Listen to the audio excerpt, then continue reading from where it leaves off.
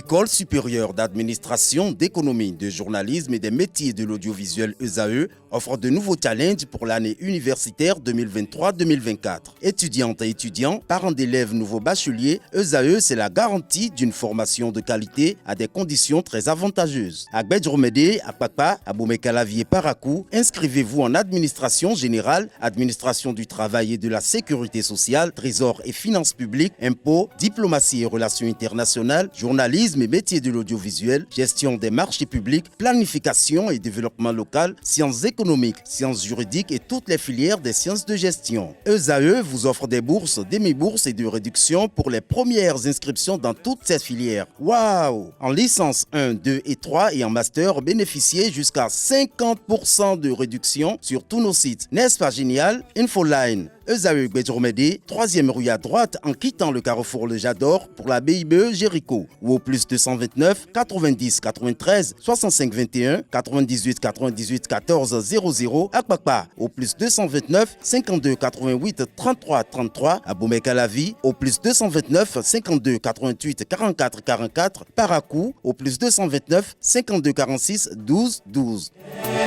ESAE, l'excellence à un an. Bonjour à toutes et à tous, bon réveil dominical, bienvenue sur l'invité.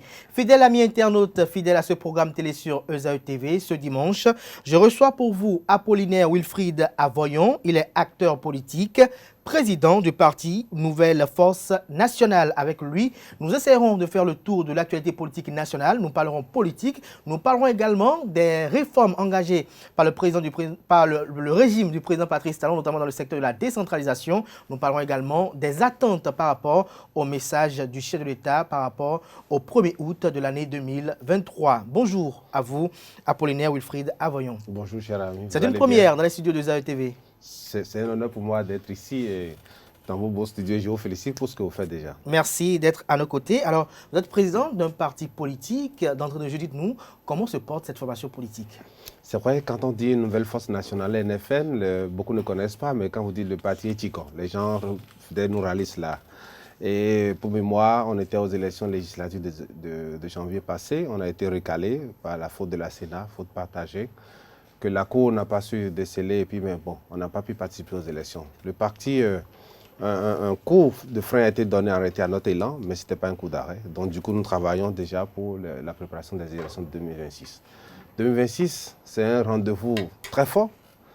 C'est une mise à l'épreuve pour toutes les formations politiques, parce que de l'histoire du Bénin, aucune élection de cette année n'a jamais été organisée par le passé. C'est des élections générales, donc du coup, nous travaillons déjà à cela. Parce que si vous constatez l'architecture, la pyramide des âges au Bénin, vous devez vous poser la question, qu'est-ce qu'il faut faire en 2026? Mais nous y travaillons déjà pour quand même être au rendez-vous. Vous travaillez pour être au rendez-vous. Alors pour les amis internautes qui n'ont pas assez d'informations sur le NFN, d'entrée de jeu, dites-nous, c'est une formation politique de l'opposition, de la mouvance, ou elle est centriste ou une autre idéologie politique?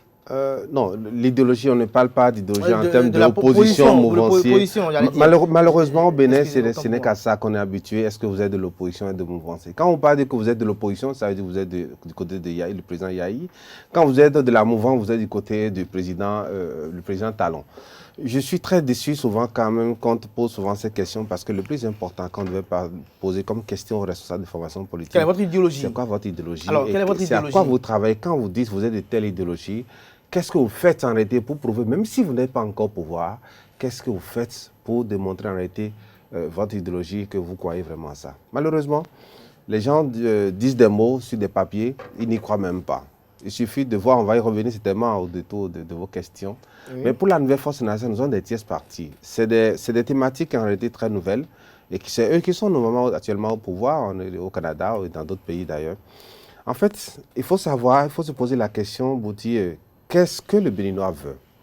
L'idéologie, c'est l'ensemble des idées que vous mettez ensemble, un groupuscule ou bien un groupe ou bien la majorité de la population se met ensemble en réalité en qui ils croient et puis ils travaillent pour. Pour nous, il y a 4 principes qui gouvernent en réalité notre idéologie. Il y a la lutte contre le capitalisme sauvage. Vous savez, mettre l'humain au cœur de toute activité politique, d'action publique. Deuxième chose, l'égalitarisme. Vous savez, je ne suis pas d'un papa Tivi, vous êtes d'un papa Tigan. Les Béninois sont égaux. La loi fondamentale de notre pays a été à consacrer cette égalité. Également, nous travaillons en été à la lutte contre la sauvegarde et la protection de notre environnement et la promotion des gens. Donc voilà les quatre principes en été qui fondent principalement notre idéologie. Nous y travaillons pour. En termes de protection de l'environnement, la sauvegarde, nous y travaillons. Je peux aussi citer tant d'activités que nous avons contribué également par avoir fait. L'égalitarisme, vous savez, les personnes handicapées, je pense que le président Talon a écouté notre cri de cœur par rapport à la loi votée depuis 2017, dont les décrets d'application ne sont pas pris en compte. Nous sommes allés au contact dans l'été des fédérations. Nous avons organisé des formations à l'endroit de ces personnes, parce que le premier plan qu'ils ont, c'est l'estime de soi. L'estime de soi. Ces gens-là, ils pensent qu'en réalité qu'ils ne sont pas des humains à part entière. Et donc, nous travaillons en réalité pour chaque pan, chaque principe de notre idéologie. Je ne vais pas attaquer en réalité les camps d'en face parce que dans des démocraties sérieuses, c'est grave, c'est inimaginable de voir peut-être la gauche et la droite se mettre ensemble pour se donner un même projet. Je n'ai jamais vu ça passer. Là, vous parlez de l'Union progressiste du Bloc républicain. Bon, si, quand je le dis, vous retrouvez ça. Non, moi, je j'appelle ça de la pagaille politique, la pagaille idéologique. Et du coup, je ne vais pas verser dans ça. Parce que quand vous voulez parler de ces genres de regroupements que j'ai l'habitude d'appeler des boîtes à crâne, on a l'impression que c'est les grands partis politiques. Et ils s'évertuent aussi, ils se gosillent en disant qu'ils sont les grands partis politiques. Vous savez, des gens, je le disais tout à l'heure, des gens qui ont passé toute leur vie à se combattre, qui ont mené des combats de mort, et quelqu'un réussit aujourd'hui à les mettre ensemble, et ils sont dans un même regroupement, vous appelez ça un parti politique. Ce n'est pas un parti, c'est une boîte à crâne. C'est une boîte à crâne, selon vous. Même les démocrates. C'est des gens qui ne sont pas au pouvoir, qui sont déçus, qui n'ont pas trouvé, et qui, pas parce qu'ils partagent en réalité des idéologies fortes aujourd'hui qui les muent. C'est juste la marmite auquel ils n'ont pas encore droit. Regardez-les.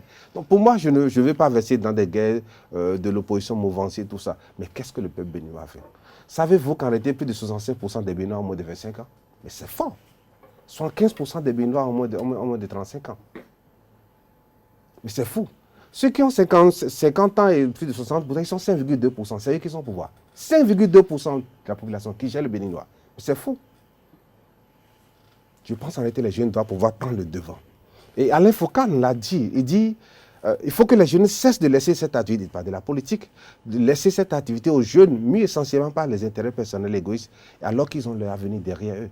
C'est pour ça que je voudrais profiter, parce que je pense en réalité que vous êtes sur un site en où il y a beaucoup de jeunes qui vous suivent. Je voudrais les inviter, hâte vraiment travailler, parce qu'avant de s'engager en politique, malheureusement, dans les pays développés, les gens ont des carrières pour la politique. Mais chez nous, ici en Afrique, on ne peut pas avoir une carrière politique. Pourquoi? Il faut avoir... Non, vous savez, pour nous, et je l'ai dit, et le président Talon m'a répété une fois au détour de ses discours, il dit, la politique ne doit pas être prise comme un boulot. Vous devez avoir votre boulot, vous travaillez, et vous mettez cette expertise que vous engrangez au fil des années au service de la politique, au service de la gestion de l'état de votre pays. Et là, quand la politique ne marche pas, vous retournez à vos activités. Quand la politique ne marche pas, parce que malheureusement aujourd'hui, nous n'avons que pas des politiciens, nous avons des démarcheurs politiques. Vous savez, la plupart de ceux qui, les acteurs politiques, les jeunes, vous appelez, qu'est-ce que vous faites comme boulot de la politique, vous diront, je suis un opérateur économique. Non, ils rasent des murs pour avoir des marchés, pour pouvoir soutenir tel candidat. Il ne veut pas gérer, il veut juste de l'argent. Malheureusement, c'est à ce qu'on... Donc, je voudrais inviter les jeunes à s'engager massivement en politique, mais à consacrer un bon moment, une bonne partie de leur temps à leur activité professionnelle. Ils doivent avoir un boulot, et travailler et s'engager également en politique. Alors, quelle est l'opinion de NFN sur la gouvernance du Bénin depuis avril 2016? Non, c'est me demander par exemple si mon papa ou bien si vous êtes un bon monsieur. Vous savez, toute entreprise humaine est tachée d'imperfection. Rien ne sera fait par un humain de façon parfaite. Non, ce n'est pas possible. Vous êtes d'accord avec moi. Mais malheureusement, les comptables disent que quand vous faites la somme, vous comparez le passif et l'actif, vous faites la somme, en réalité globalement, si c'est négatif, donc globalement, la docimologie n'est pas une science exacte, d'accord? Les appréciations ne sont pas de oui c'est bon, non c'est bon. Dites-moi quelle thématique, sur quel secteur, je vous dirai notre opinion sur tel domaine par rapport à la gouvernance du président Talon. Sur le plan social, de façon générale, sur le plan social, le tissu social est déchiré, il en a même conscience. Sinon, comment se fait-il qu'on a dit au second mandat que le mandat sera hautement social? Ça veut dire que le premier ne l'a pas été. Est-ce que la question qu'on se pose aujourd'hui, est-ce que le mandat actuel est hautement social? Alors chaque Béninois pourra répondre à ces questions. Quand je suis dans un secteur où Je sais que 27% des Béninois n'ont pas accès à l'eau potable. Et que l'électricité, on a 50,5% en ville. Et qu'on sommes à 6,6% en milieu rural, ça pose problème. Quand je sais que les enfants qui rentrent, les filles qui rentrent dans l'établissement au cours de secondaire, que 17% seuls finissent en réalité le secondaire, ça me pose un problème. Quand je sais qu'il y avait 33% des enfants qui sont mal nourris au Bénin, ça me pose un problème. Donc du coup, autant d'indicateurs sur lesquels on doit pouvoir se poser la question, est-ce que ça va bien? Et c'est vrai, sur le plan économique, il y a tellement de choses. On nous chante, le Bénin a quitté le statut qu'on appelle pays pauvre en réalité pour prévenir pays revenu intermédiaire, tout ça. Non. Moi, c'est des préjugés, c'est des indicateurs des institutions de Bretton Woods auxquels je n'ai pas foi.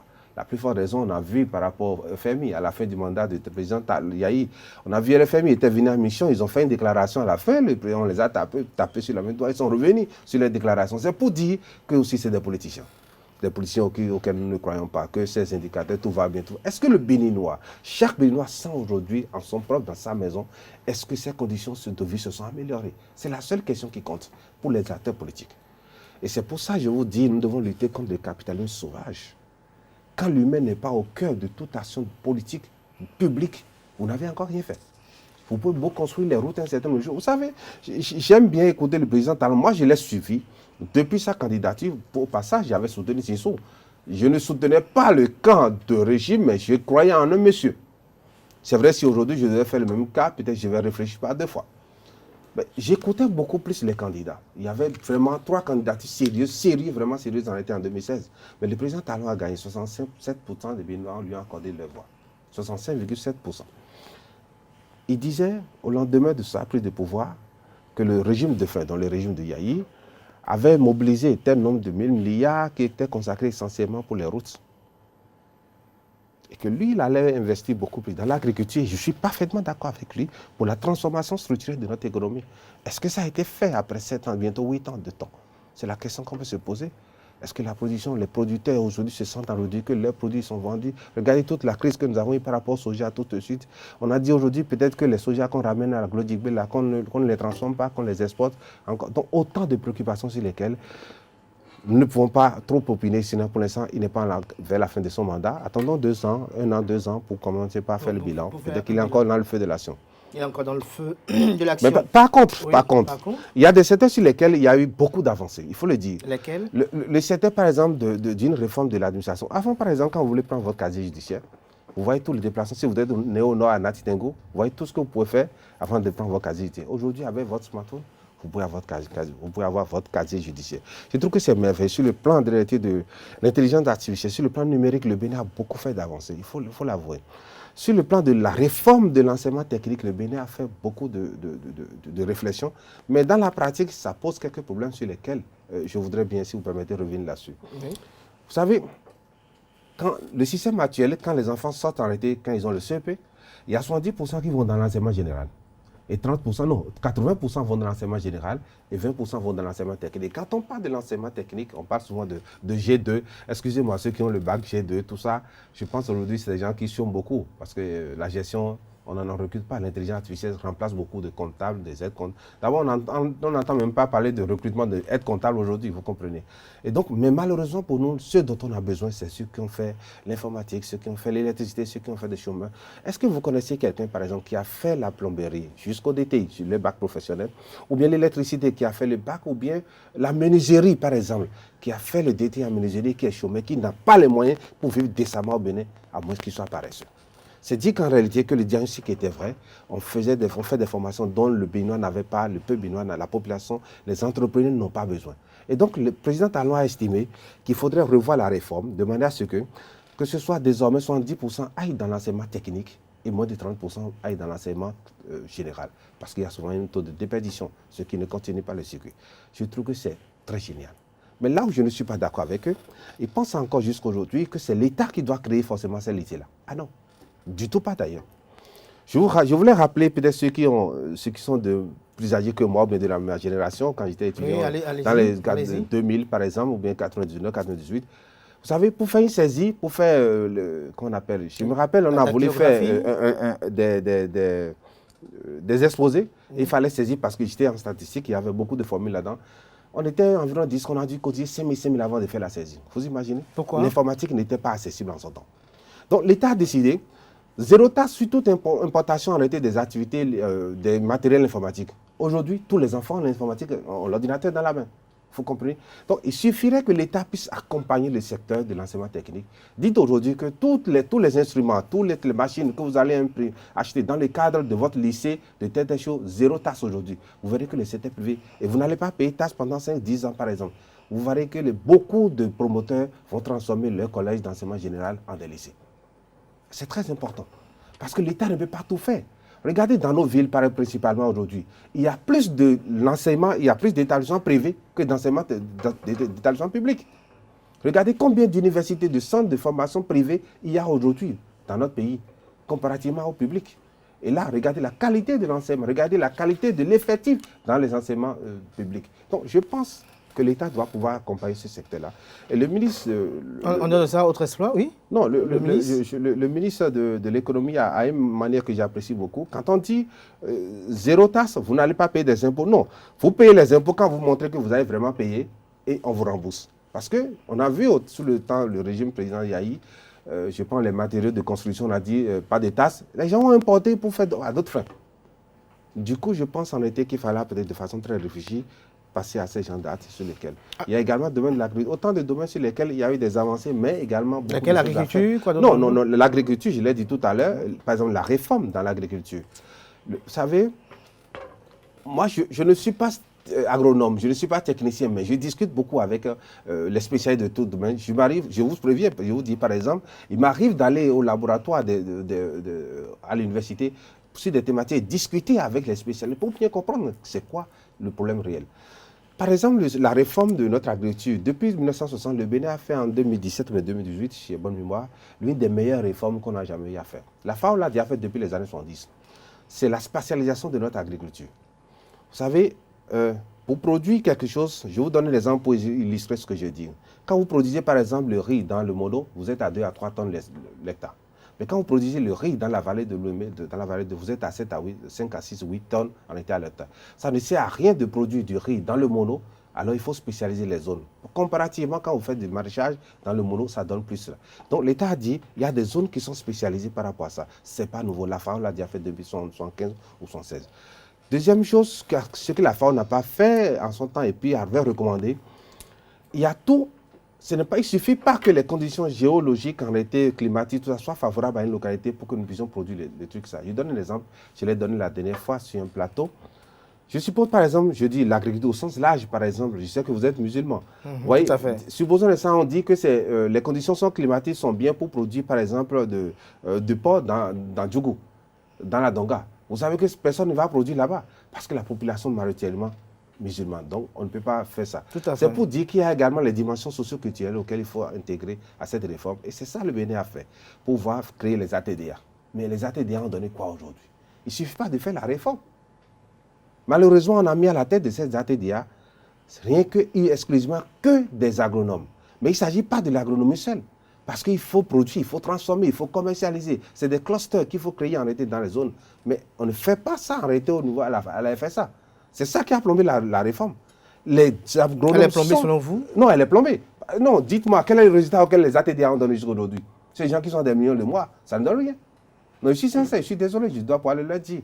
Ça ne donne rien. Donc pour moi, il faut aller au-delà en réalité de ce qui se fait. Et le Bénin est en train de vouloir voter une loi, j'espère, je ne connais pas encore le contenu, ce qu'on appelle la loi cadre sur le développement. Vous me traînez en réalité dans des thématiques, c'est des lois qui ne font pas partie forcément. Oui, allez-y. Il y a la loi cadre sur le développement. Où, vous savez, quand le président Talon est venu, on avait dit on a suspendu ceci, on a arrêté ceci, on a arrêté ceci. C'est comme si le Bénin reprenait à zéro à cet temps. Vous vous rappelez de ça en 2016? Aujourd'hui, au lendemain de le vote de la loi cadre, c'est désormais, quand un gouvernement vient, un nouveau président vient, il s'inscrit dans le cadre de ce qui est prévu. Il n'aura plus à dire on reprend ceci, on coupe ceci. Non, on définit les cadres sur lesquels on doit aller. Regardez le PAG1. Qui n'était pas d'accord compte tenu du PAG1? Supposons, c'est un exemple que je vous donne. Donc nous nous entendons pour dire que les 10 ans, les 50 ans des prochaines à venir, voilà les domaines sur lesquels nous allons travailler. Telle année, on va... C'est une bonne chose. C'est une bonne chose. Mais sur le plan de la gouvernance politique, Non, je vous dis, gouvernance politique et sociale, je trouvais qu'en réalité, on est dans le décor. On est dans le décor. J'ai dit la dernière fois au Conseil national des démocrates que depuis 2016, notre démocratie a été largement éprouvée. Largement éprouvée. Et ça pourra nous dire, nous, jeunes acteurs politiques, pour savoir qu'en réalité, que demain, nous devons pouvoir créer, en réalité, travailler à un autre type de citoyens et constituer, mettre en place des institutions très fortes. C'est très important. Alors, parlons des démocrates. Quelle est votre opinion sur leur animation, animation politique au Parlement? Pourquoi vous voulez que je parle des démocrates? Non, je l'ai dit. Un petit commentaire. J'ai dit aux démocrates, je ne cache pas, hein, je suis aussi très proche des députés démocrates, je l'ai dit, tout ce que vous allez à faire, dont vous avez la capacité de faire, c'est, si vous restez ensemble, vous pouvez empêcher la révision de la Constitution. En dehors de ça, vous allez bavarder un peu de la contradiction au Parlement. En dehors de ça, vous ne pouvez plus rien faire. Il ne peut plus rien faire. Il ne peut plus rien faire. Il ne peut plus rien faire parce qu'ils n'ont pas la majorité. Même pour voter une loi simple, ils n'ont pas la majorité.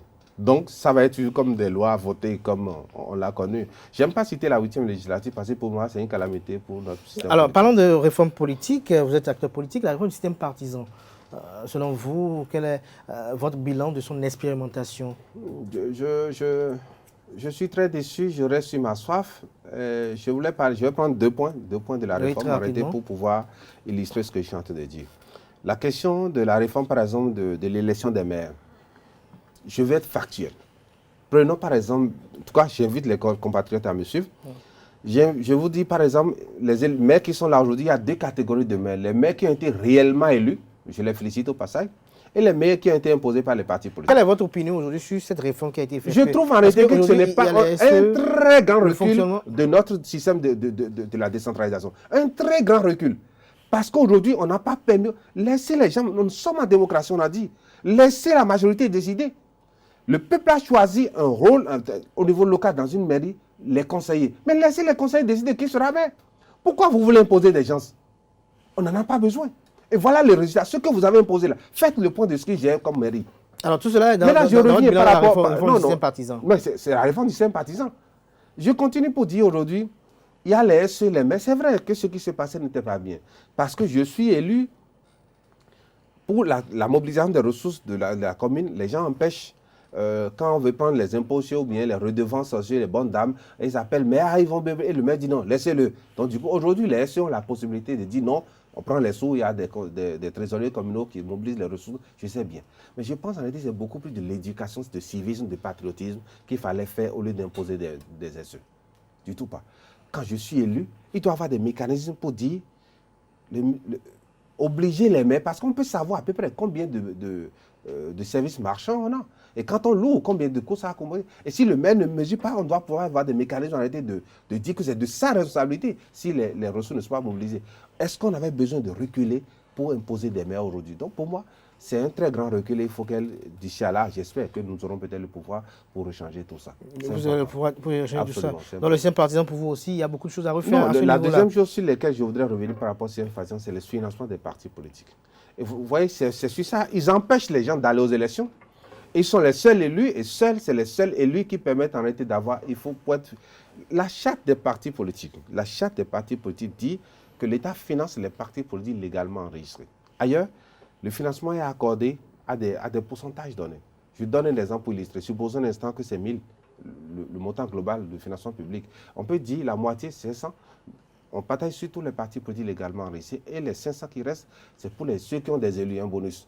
Mais aujourd'hui, on empêche les gens, on empêche d'abord d'aller aux élections et on empêche les partis politiques d'exister. Est-ce qu'on vous empêche réellement ou bien c'est une question de conditions qui sont véritablement corsées?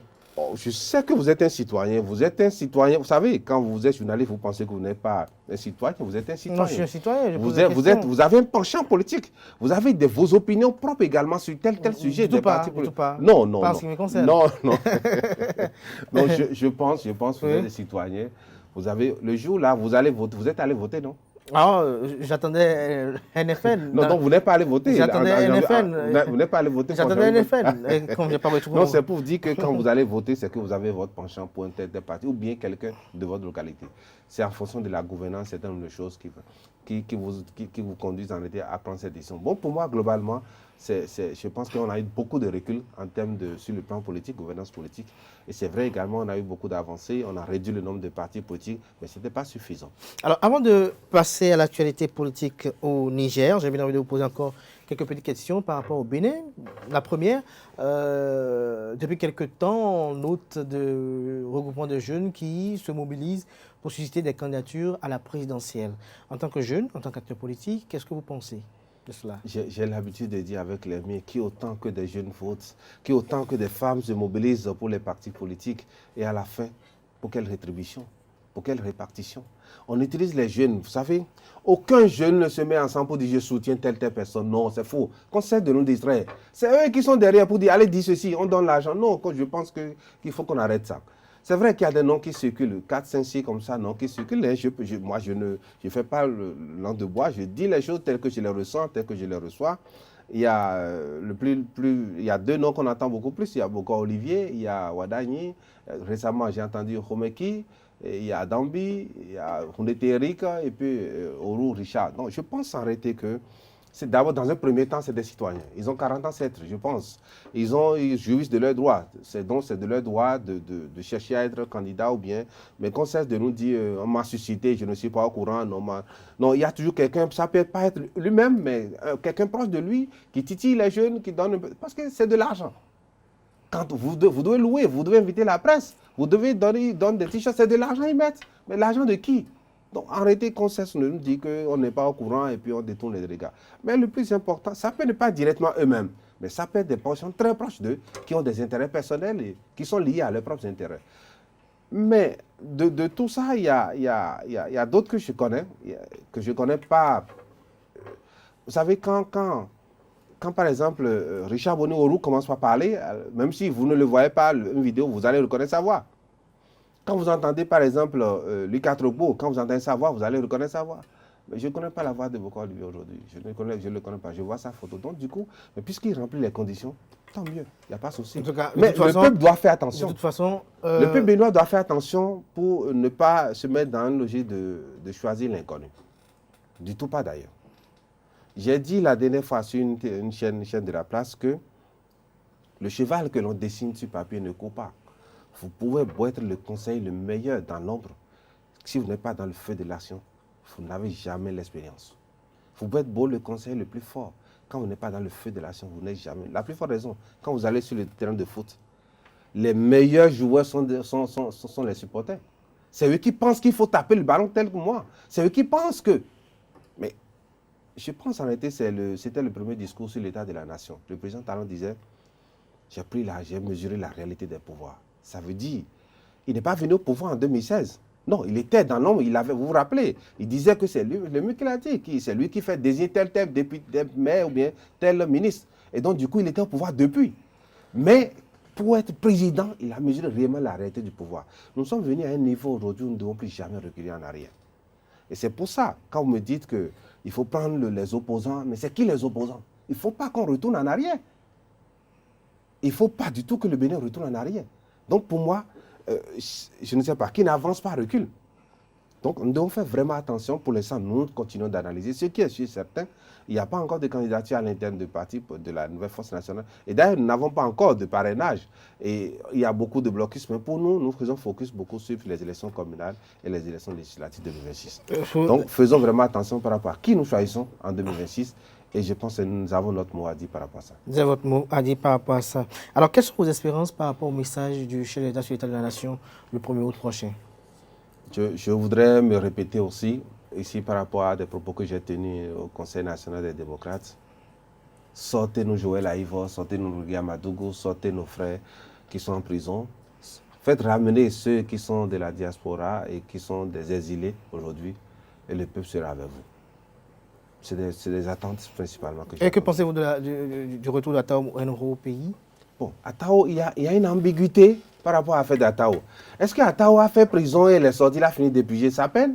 Ou bien Atao était quelque part, il est revenu dans le pays? Qui sait la situation aujourd'hui? Ce que j'apprécie c'est un honorable, il a été député, l'honorable Atao Henro.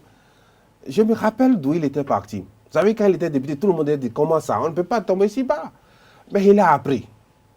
Je pense en réalité, je le félicite par rapport à son courage qu'il a eu à un moment donné de dire non à quelque chose auquel il ne croyait pas. De dire non au président Talon parce qu'il n'était pas d'accord avec ce que le président lui voulait qu'il fasse. Voter ceci, faire ceci. Il a fait des vidéos qui ont circulé. Il a été condamné, tantôt il est malade. Qui peut nous dire aujourd'hui d'où Atao vient, il est revenu au pays? Bon, Atao était au pays, il était en prison, il est sorti. Je ne sais pas. Mais je pense en réalité que de pareilles situations ne sont pas de nature à qualifier en réalité la gouvernance. Voilà un monsieur qui a été condamné. Tantôt il était qu'on appelle au CNHU.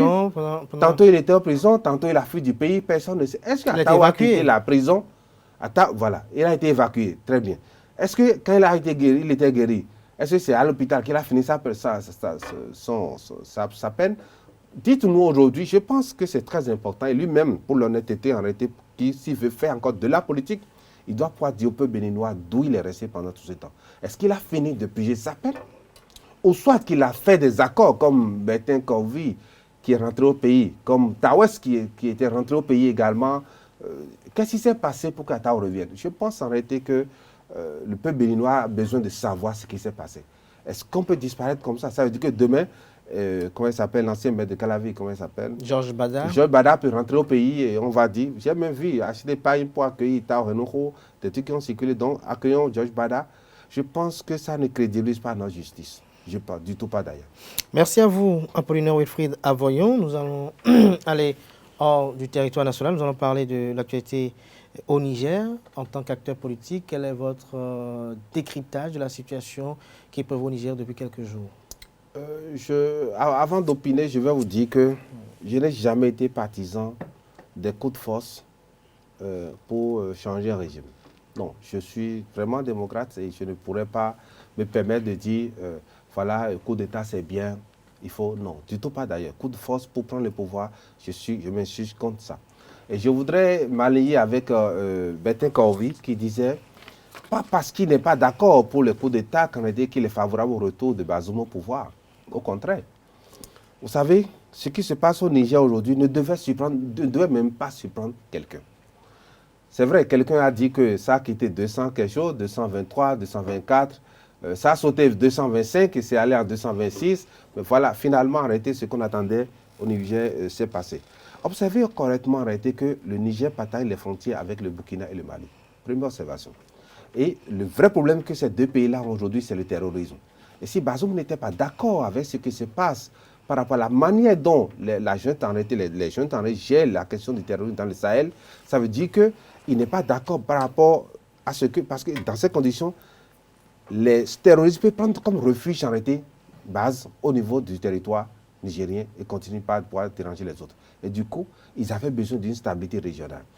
Et la France, qui est le cœur en réalité de tous ces débats, de tous ces coups d'État aujourd'hui, on a vu ce qui s'est passé, même malgré qu'on ait dit non, ne rentrez pas, ils sont venus avec les avions, ils ont dénoncé, j'espère qu'ils ont appris la leçon. Et pour moi, ça doit donner de très grandes leçons en réalité à 3 à 4 pays dans notre sous-région. J'espère que le Sénégal a compris et qu'il ne va pas aller parce que l'autre a dit je ne serai pas candidat. À la fin, le dauphin n'a pas pu être candidat, il est devenu candidat. Macky Sall nous a dit qu'il ne sera pas candidat. C'est des choses qui sont favorables à ça. Parce que les coups d'État. Mais ici, il n'a fait que 2 ans et demi. Hein? Non, il a dit qu'il ne sera pas candidat. Oui, mais au Niger, le président élu n'a fait que 2 ans et demi. Non, regardez, depuis il y a 3 coups d'État au Niger. Donc, du coup, ils sont déshabitués à la question. Non, vous savez, comme le printemps arabe, il y a je ne sais pas comment on va l'appeler en réalité au niveau de l'Afrique de l'Ouest qui se passe. Et ça n'épargnera aucun pays. Si les présidents en exercice ne prennent pas en réalité leçon de ce qui s'est passé ailleurs, c'est à tout moment que ça va passer chez nous. Mais vous, en tant qu'acteur... Je voulais dire, non, j'en viens. Oui. Il y a des pays qui sont très, très indécis. Je suis très heureux pour le président Talon qui l'a dit, je ne serai plus candidat pour le mandat à venir. Sinon, on ne sait pas ce qui peut se passer. Et je crois en lui qu'il ne fera pas ça. Il y a également le président de la Côte d'Ivoire. Moi, j'ai beaucoup peur pour lui. Parce que lui, il a forcé. Il a vraiment forcé. Il a dit lui-même qu'il ne sera pas candidat. Et qu'après tout, avec les gymnastiques de la Constitution, il est encore éligible. Il est allé aux élections. Les gens ne sont certainement pas d'accord avec lui. Je jette un coup d'œil aux amis, à mes amis très proches, à mes amis auxquels de la Côte d'Ivoire, pour leur dire beaucoup de courage. Sinon, ce qui se passe en Côte d'Ivoire aujourd'hui, c'est qu'il peut aller à l'école en réalité du Mali, de la Côte d'Ivoire, du Burkina. Je leur souhaite que ça se passe dans la paix. C'est très important. Mais il y a un autre pays, le Togo. Le Togo aussi également, pas des cours, un peu de gymnastique. Mais malheureusement, il y a un monsieur, je ne sais pas, j'ai oublié son nom, qui avait prévenu le président Bazoum. Il disait, s'il ne se réconcilie pas avec son peuple, je vais dire tout là ce que c'est que réconciliation. S'il ne se réconcilie pas avec son armée, il sera enlevé avant 30. Effectivement, avant 30, ça s'est produit. J'ai la vidéo encore sur mon téléphone, je peux vous montrer. C'est pour vous dire quoi? Se réconcilier avec son peuple, le peuple nigérien est anti-français. Le peuple nigérien est anti-français. Et le peuple béninois aussi est plus ou moins anti-français. La plupart de nos peuples. Et quand ça se passe comme ça, réconciliation, on a dit que c'est l'UEMOA qui est en train d'être disloqué. D'ailleurs, nous n'avons même pas besoin de l'UEMOA. Et quand l'UEMOA est disloqué, le franc CFA est disloqué. Et c'est là que la CEDEAO doit pouvoir rentrer en jeu pour dissoudre en réalité l'UEMOA, pour que nous puissions avoir l'écho. L'écho que la France est en train de torpiller depuis à cause de la Côte d'Ivoire. Si la Côte d'Ivoire tombe aujourd'hui dans la main des juntes, c'est fini. On va finir avec le franc CFA. Mais lorsque vous le dites si bien et que vous estimez que les chefs d'État ont des gouvernances catastrophiques, ce que d'aucuns vous diront que c'est discutable. Lorsqu'on prend le président Mohamed Bazoum, est-ce qu'on dira qu'il n'a rien fait dans le sens de rendre davantage son pays plus sûr, dans le sens de davantage... Vous connaissez le statut du Niger? C'est le pays le plus pauvre du monde. Mais Mohamed Bazoum est là depuis 2 ans et demi. Il a retrouvé le pays comment? Très bien. Le contrat avec de l'uranium, mais ça part de là. C'est le pétrole. Est-ce qu'en tant qu'acteur politique, vous ne voyez pas d'autres causes exogènes en dehors de celles que vous énumérez, qu'on nous a vendues, qui sont totalement légitimes? Parce qu'en dehors du Niger, quand on prend d'autres pays dans la sous-région, partout il y a des problèmes d'insécurité, partout il y a des questions sur le plan social qu'on peut rediscuter. Lorsqu'on prend le Togo, d'autres pays, bien d'autres, il y a des facteurs sur ça qu'on peut dire. Dans d'autres pays également de la sous-région, il y a également des choses comme ça. Est-ce à dire que ces présidents-là, eux, malgré ce qui est plus criard à ce niveau-là, ne sont pas inquiétés? Est-ce que vous ne voyez pas dans tout ce qui se passe de part et d'autre là une guerre froide entre la Russie et la France qui trouve son terreau dans nos pays africains avec des mobiles, j'allais dire, fantasmagoriques, si je peux le dire ainsi? Qu'à cela ne tienne, je voulais vous dire quelque chose. Je ne serais pas surpris si on me disait demain que Bazoum a été même à l'origine de son coup d'État, je ne serais pas contre. Je ne serais pas surpris. Vous savez pourquoi? S'il voit qu'en réalité qu'il avait des difficultés avec la France et qu'il ne peut pas tenir tête lui-même à la France qu'on le tuerait, il peut se faire même un coup d'État lui-même, être à l'origine de ce coup d'État. Parce qu'actuellement, ça va leur permettre en réalité de commencer par dealer avec, je dis dealer, avec la Russie. Je suis entièrement d'accord avec vous. Oui, justement, pourquoi aujourd'hui, vous, en tant qu'homme politique, pourquoi aujourd'hui tout le monde afflue vers la Russie? Non, mais en réalité, c'est la Russie qui est en train de bouleverser la géopolitique mondiale. Je vais vous dire quelque chose, le pays le plus endetté au monde aujourd'hui, c'est les États-Unis. Mais la seule monnaie qui assure la convertibilité de toute monnaie au monde, en réalité, c'est le dollar. C'est-à-dire, quand vous avez le dollar, ça a la même valeur que l'or. Eux, ils n'ont pas... Vous savez, il y a ce qu'on appelle la contrepartie de la monnaie pour les économistes. C'est-à-dire, je me dis, est-ce que ceux qui ne sont pas économistes ne se posent pas la question? On dit que c'est nous-mêmes qui frappons la monnaie. Vous comprenez? Mais pourquoi on n'en fabrique pas souvent assez pour être riche? Mais c'est ce que les États-Unis font. Il y a ce qu'on appelle la contrepartie de la monnaie. C'est-à-dire, notre richesse, on parle de PIB, détermine en réalité combien de monnaie on va nous frapper demain. Vous comprenez? Notre richesse, notre production. Mais malheureusement, les États-Unis, c'est qu'eux, ils ne tiennent pas compte de leur production, ils en fabriquent parce que c'est la référence, c'est leur monnaie. Et quand toutes les monnaies au monde ne seront pas arrivées en réalité au dollar, c'est fini, ça chute. Il y aura même la faillite aux États-Unis. C'est ça qui leur permet aujourd'hui de dire qu'ils sont les nations les plus fortes. C'est ça qui leur permet de déclarer en guerre quelque part et qu'on dise qu'en réalité qu'ils sont en train de mettre de l'ordre. Regarde ce qui s'est passé en Irak. La Russie est en train de mettre de l'ordre en griffe. C'est vrai, les pays n'ont pas d'amis. Ils ont des intérêts. Donc, il va falloir peut-être que notre nouveau partenaire, nous puissions savoir négocier pour ne pas tomber dans le même travers. Donc, pour moi... mais hier, pendant la période coloniale, pendant que certains pays choisissaient la France, d'autres choisissaient peut-être l'Allemagne et autres, c'était également par rapport à la qualité d'offres qui était effectuée. Non, vous vous rappelez qu'en été que le Bénin était très proche de l'URSS à une période donnée, au temps des années 80. Tout à fait, on a placé Lénine. Voilà, vous voyez, compris, parce que notre régime et certaines choses. Non, je pense que tout est dynamique. Tout est dynamique en été. Aujourd'hui, pour l'instant, il faut quitter les girons de la France. C'est très important. Il faut finir. Je suis un panafricaniste et je soutiens beaucoup en été de mouvements panafricanistes, même si je ne suis pas si violent comme eux le sont. Mais je pense en été qu'il faut qu'on finisse au plus tôt possible avec le franc CFA. Et travailler en été beaucoup plus aux questions nationales. Le plus important pour nous, ce n'est pas des pays de consommateurs, c'est des produits. Et c'est pour ça que je parlais tout à l'heure de l'agriculture et de la façon technique. Parce qu'il y a ce qui nous guette par rapport à la ZLECAf. C'est la libre circulation des biens au plan continental où, s'il doit importer quelque chose de l'Égypte ou bien du Maroc et venir, il n'y a pas de taxe, il n'y a pas de douane. Vous comprenez ce que ça peut être pour nous si nous ne produisons pas ici. Donc je pense en réalité que cette question-là, pour l'instant, le Bénin, comme d'autres pays de l'Afrique, doit pouvoir saisir de ces opportunités pour redéfinir les priorités en matière de production locale, en matière d'économie. Vous savez que nous ne commerçons pas entre nos pays africains. Du tout pas. Or, la CEDEAO, en réalité, l'Afrique aujourd'hui, la CEDEAO est l'espace le plus dynamique économiquement. Mais nous ne conversons pas entre nous. C'est-à-dire, si je dois aller, je donne un exemple pour illustrer ce que je dis. Il y a la zone franche industrielle. Vous savez, les normes communautaires nous disent en réalité que, CEDEAO, l'UEMOA, quand vous produisez, vous devez au moins 75% vendre sur le territoire de la zone et 25% dans d'autres territoires. Les gens produisent là, et ils ne peuvent pas dépasser 25% d'exportation au Nigeria. C'est ça qui a fait la mort de la ZFI.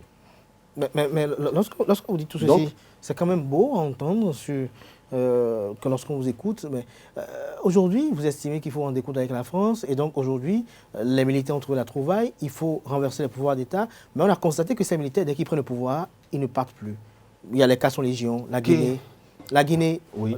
La Guinée, il est encore là. Maintenant, le Mali, il est encore là. Est-ce que le peuple se plaint? Pour vous, le peuple, c'est qui pour vous? Non, je vous dis quelque chose. Est-ce que vous êtes conscient avec moi que... Est-ce que vous êtes conscient avec moi que lorsqu'on élit un président aujourd'hui, 2 mois ou 3 mois après, il devient tout de suite inéligible encore par les mêmes populations? Non, en raison de ses actions. Dans ces pays que vous citez, en réalité, ils ont un problème, c'est un problème de sécurité, ce n'est pas une question de civils.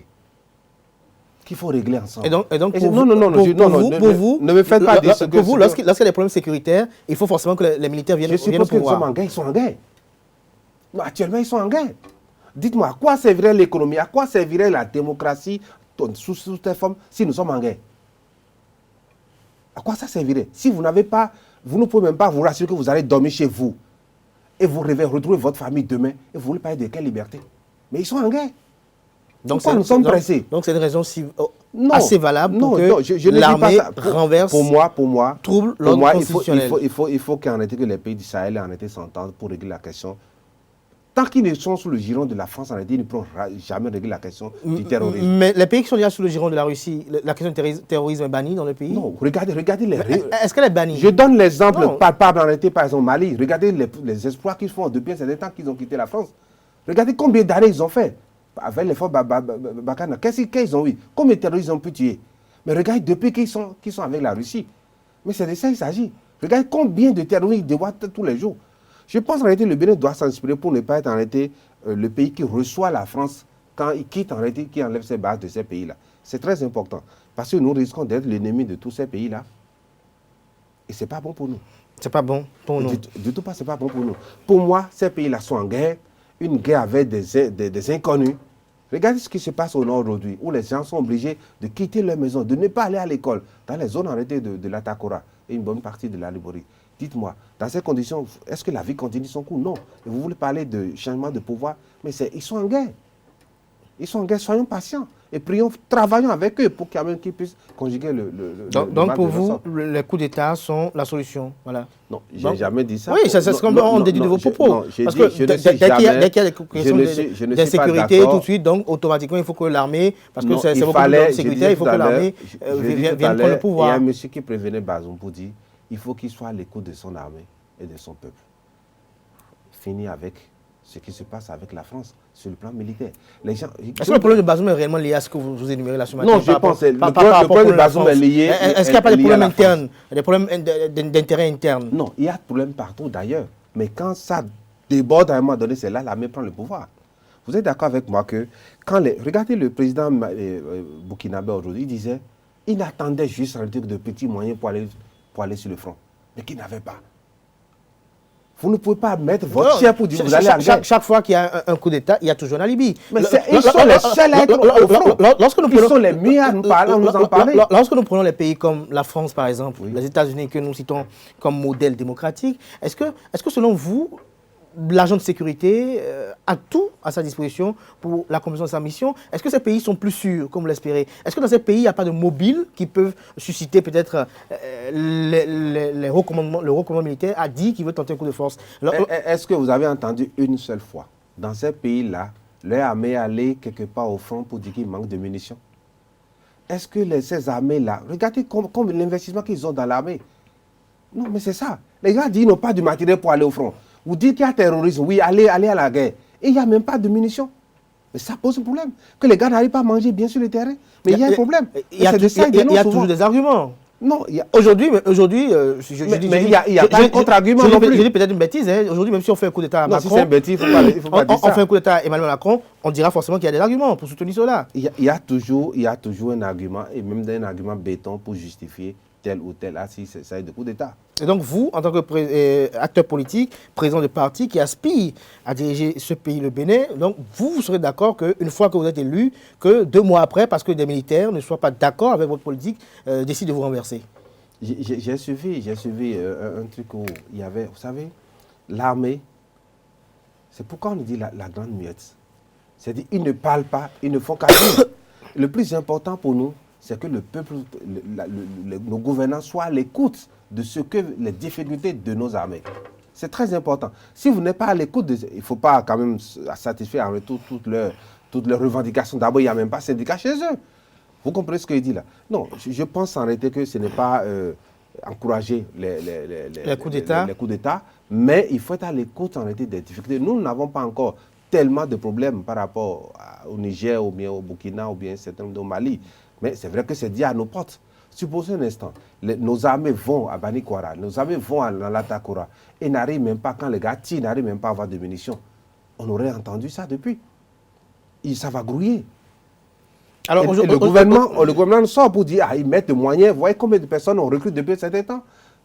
Donc je pense en réalité qu'il faut être à l'écoute des gens quand vous êtes en guerre. Quand vous êtes en guerre contre des ennemis, là, les militaires ne veulent pas considérer en réalité des chars à canon. Ils veulent aussi se défendre. C'est ce qu'ils ont appris à faire. Mais donnez les moyens pour faire face à ça. Mais au même moment, ceux qui doivent vous permettre en gestion d'avoir les moyens pour faire, ce n'est pas de l'uranium. Vous remettez à des gens. Et la redevance qu'ils vous donnent ne sert même pas à couvrir en réalité le minimum. En réalité, les gens ne doivent pas pouvoir réagir. Je voudrais inviter en réalité toutes ces jeunes-là qui sont pouvoir pour sentir en réalité qu'ils doivent pouvoir travailler de façon... Les armées ne doivent pas travailler de façon nationale. Non, ils doivent travailler de façon très concertée afin que le mal soit conjugué de nos frontières pour que nous puissions revenir à la paix dans nos frontières également. Quitter un pays à un autre, nous devons pouvoir avoir la paix. Et pour ça, je voudrais éviter que ce soit l'armée du Bénin, du Togo, du Niger, de la Côte d'Ivoire, du Mali, qui doivent travailler ensemble. Seules les armées africaines peuvent se mettre ensemble pour conjuguer ce mal. Tant qu'on va attendre forcément... Vous vous rappelez des propos d'Idriss Déby par rapport à la question du djihadisme? Non, Idriss Déby, c'était un monsieur qui avait de belles idées. Mais vous savez, le pouvoir, c'est parfois le pouvoir de l'alcool. Merci de le reconnaître. Non, je le reconnais. Et donc, les militaires aussi peuvent être aussi également pris à ce piège. Non, les militaires, je ne suis pas un militaire. Ce sont des humains aussi. Non, c'est des humains. Excepté leur formation. Voilà, c'est leur formation. Excepté la votre formation détermine parfois aussi de qui vous êtes. Ils ont des éthiques, ils ont des normes également. Tout le monde ne sera pas d'accord avec ce que un groupe. La plus forte raison. Oui, même dans notre espace, il y a eu des coups d'État qui ont échoué. On a eu des militaires qui ont... Non, mais même pas. Il y a des coups d'État qui ont échoué. Même au Bénin, des coups d'État qui ont échoué. Donc, du coup, il faut faire attention. Soyez à l'écoute du peuple. Quand c'est mal ficelé, ça échoue toujours. Ça échoue surtout. Alors, Apollinaire Avoyan, nous allons progressivement vers la fin de cet entretien. Quelles sont vos espérances pour le peuple du Niger, pour finir? Non, j'aurais tellement aimé parler pour mon peuple que depuis le Niger. Non, vous aurez un mot pour le Bénin pour conclure. Vous aurez un mot pour le conclure. Ce sont des peuples. J'ai beaucoup d'amis au Niger et j'ai appelé même quelques-uns pour leur dire courage. Je pense en réalité qu'il n'y a plus question de dire, voilà, Bazoum revient au pouvoir, je ne suis pas d'accord avec la démarche de la CEDEAO, pas question. Je pense en réalité que désormais, la junte est au pouvoir. Je ne vais pas parler de la junte, je pense en réalité le président militaire qui est au pouvoir aujourd'hui. Je n'aime pas ce genre de terminologie. Qui est au pouvoir aujourd'hui doit Oui, parce qu'ils ne sont pas venus par des méthodes orthodoxes. C'est votre opinion. La constitution de chaque pays dit dans quelle mesure les militaires peuvent prendre le pouvoir. Même au Bénin. La Constitution parle de quelles conditions ils peuvent prendre le pouvoir. Peut-être quand vous serez président, vous allez vivre peut-être ça. Et... Non, ne me faites pas ce fait. Pour l'instant, je n'ai pas encore cette ambition. Parce que peut-être que vous défendez ça. Non. On a comme l'impression que vous êtes un peu approbateur de telles pratiques. Non, pas la pratique, mais ce qui se passe aujourd'hui nécessite parfois de pareilles choses. Je vais vous dire quelque chose. Ce que je voulais leur demander, c'est que ce soit le Burkina, le Niger, le Tchad, le Mali, le Niger, aujourd'hui, doivent pouvoir mettre ensemble. Pour savoir qu'en réalité, que le mal n'est pas seulement dans leur pays, que ce soit la Libye, enfin, tous nos pays, même le Bénin, et la Côte d'Ivoire, le Togo, ils doivent pouvoir travailler en réalité, armée avec armée, pour conjuguer ce mal le plus tôt possible en réalité, pour que nous puissions retrouver à la paix dont on a besoin. C'est très important, parce que si c'est une question de régler sur son propre territoire, les gens vont se déplacer d'une région à une autre. Aujourd'hui, l'ennemi, on sait dans une mesure, il y a beaucoup de théories qui montrent en réalité que c'est la France. Je n'ai pas la preuve de ce que j'ai dit, mais beaucoup agitent que c'est la France qui forme en réalité ces djihadistes. Et pour ça, si les peuples se mettent ensemble, entre nous, nous n'allons pas nous déchirer. Vous n'allez pas nous déchirer. Vous regardez dans notre caméra, c'est un rituel sur l'invité. Vous allez vous adresser à tous ceux qui ont bien voulu suivre cet entretien, tous ceux qui ont bien voulu accorder de leur data mobile pour suivre cette émission. Un mot à un endroit avant que je conclue. Non, je voudrais inviter notre population, surtout la jeunesse, parce que 75% des Béninois ont moins de 35 ans. 80% des Béninois ont moins de 40 ans. Je pense en réalité qu'il faudrait pour 2026, n'attendez pas qu'on vous dise que venez prendre 5 000 pour voter. Vous avez 18 ans, vous pouvez être conseiller communal.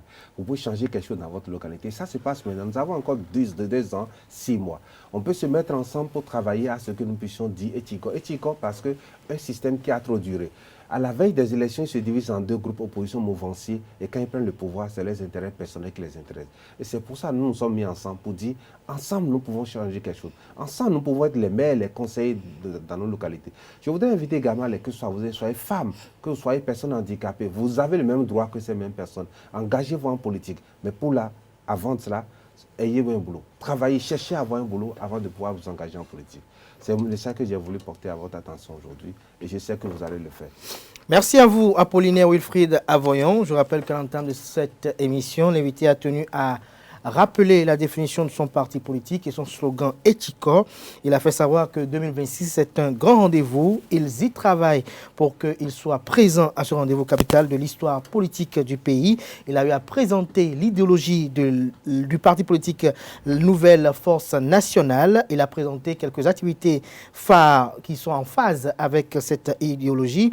Il qualifie de pagaille politique lorsqu'il estime que l'Union progressiste, le Renouveau et le Bloc républicain, deux partis politiques aux idéologies contradictoires, puissent soutenir la mouvance. Pour lui, ce sont des regroupements d'intérêts. Il a qualifié dans la même colonne également le parti politique Les Démocrates. Pour lui, la politique ne doit pas être une profession. Il s'aligne derrière ces propos qui ont été tenus également par le président Patrice Talon. Il fait savoir que au Bénin, la plupart sont des démarcheurs politiques.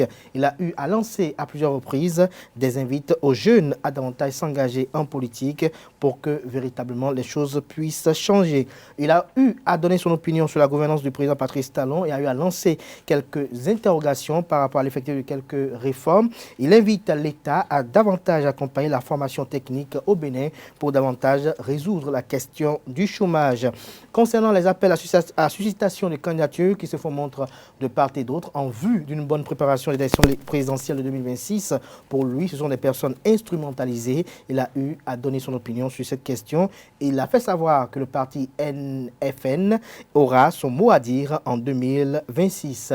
Par rapport à ses espérances sur le discours sur l'état de la nation du président Patrice Talon à l'occasion du 1er août 2023, il espère une clémence à l'endroit de Joël Frédéric Aïvo, à l'endroit de Rekia Madougou et également à l'endroit des autres Béninois qui se retrouvent à l'extérieur avec des démêlés avec la justice. Il a eu à opiner également sur le retour de Mohamed Attaou Renouho, tout comme sur la crise politique qui secoue la République du Niger. Il invite les armées des pays de l'Afrique de l'Ouest à œuvrer dans une synergie d'action pour contrer véritablement la question du djihadisme qui bat son plein dans ces pays depuis un certain temps. J'espère que j'ai été plus ou moins récapitulatif. Très beau résumé, merci beaucoup. Merci également à vous, Apollinaire Wilfried Avoyon. Merci d'être venu sur ce plateau. J'espère qu'on vous reverra très prochainement, peut-être pour un débat. Avec plaisir, j'adore bien. Merci de prendre cet engagement devant nos amis internautes. Je rappelle que vous êtes acteur politique, président du parti Nouvelle Force Nationale, NFN. Merci à vous, chers amis internautes. On se retrouve demain, lundi, mais avant, retrouvez à 19h pour le JT des JT, Atifa Olafa.